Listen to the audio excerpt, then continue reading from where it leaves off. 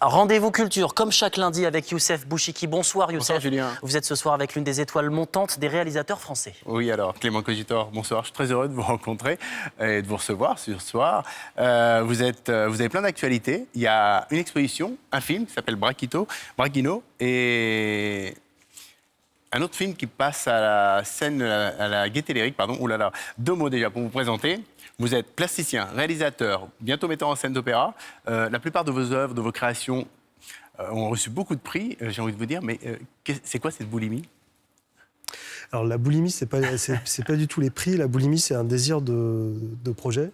C'est un désir de rencontre dans le travail aussi, de s'aventurer vers des formes, vers des formes qui cherchent un peu à raconter différemment, qu'ils soient la fiction, soit le documentaire ou d'autres formes d'expression.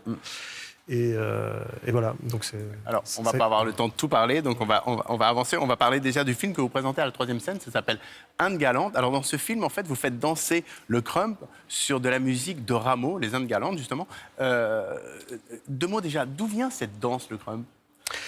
Le crump, c'est une danse qui est née au milieu des années 90 à Los Angeles, dans les ghettos noirs de LA.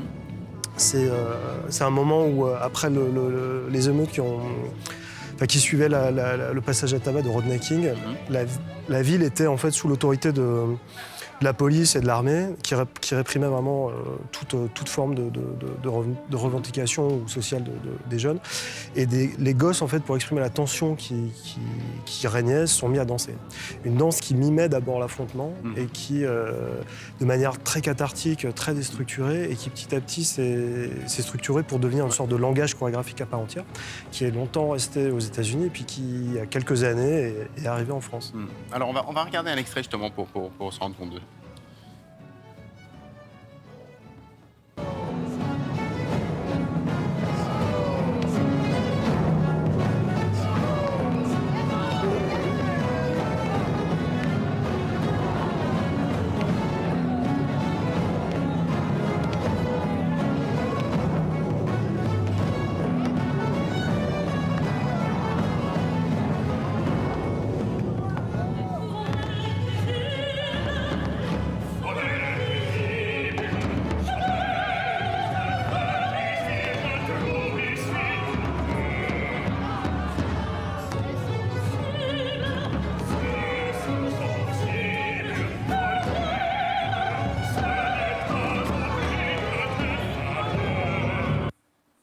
Comment vous est venue l'idée de mixer ces deux univers que tout semble opposés, sauf pour vous ?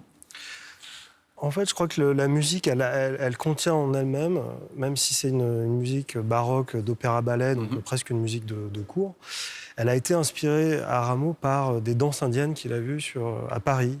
On avait fait venir des Indiens de Louisiane et il les avait regardés. Et c'était une danse du calumet de la paix, donc avec tambour et tout. Mais en fait, cette danse-là a inspiré cette musique qui s'appelle la danse du calumet de la paix dans l'opéra. Et donc à la base, elle a été inspirée par des tambours indiens, enfin en tout cas des tambours de l'autre côté de l'Atlantique.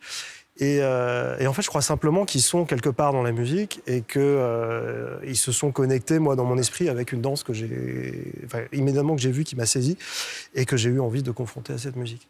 Alors justement, ça a fasciné ce travail le directeur de l'Opéra de Paris, Stéphane Lissner, qui vous a commandé un opéra. Comment vous allez rajouter ça à votre agenda ? C'est un énorme travail, c'est très excitant. Ouais. C'est une forme qui est à la fois pleine de contraintes et pleine de possibilités. C'est un nouveau monde un peu pour un réalisateur. Mais voilà, je m'attends à plein de aventures. On n'a pas le temps de parler du film Braquino. C'est dommage. Alors, où est-ce qu'on peut voir déjà ? Ça, c'est le festival 3e scène. On peut voir le film Indes galantes. C'est à la Gaîté Lyrique ce week-end, à Paris. Le film Braquino. Le film Braquino, il est en salle en ce moment au cinéma. Il est aussi dans une exposition au Bal à Paris jusqu'au 23 décembre. Ce film, c'est impressionnant. La critique est dithyrambique. Il y a 3 pages dans Libé, Le Monde. Tout le monde en a parlé.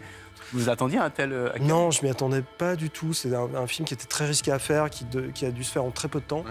Et on ne savait pas du tout ce qu'on allait ramener. Et il se trouve que les événements étaient suffisamment forts pour raconter l'histoire qu'on ambitionnait de raconter et qui, je pense, raconte des choses importantes de nous, de comment est-ce qu'on construit des mondes, comment est-ce qu'on construit des communautés, comment est-ce qu'on construit un rapport à l'environnement. Voilà. Merci Clément, je suis désolé, on n'a pas le temps de parler de tout. Allez voir le film, allez au festival Troisième Scène. Voilà, merci. Merci beaucoup à tous les deux pour cette belle chronique culture. À 22h50, bienvenue si vous nous rejoignez sur France Info.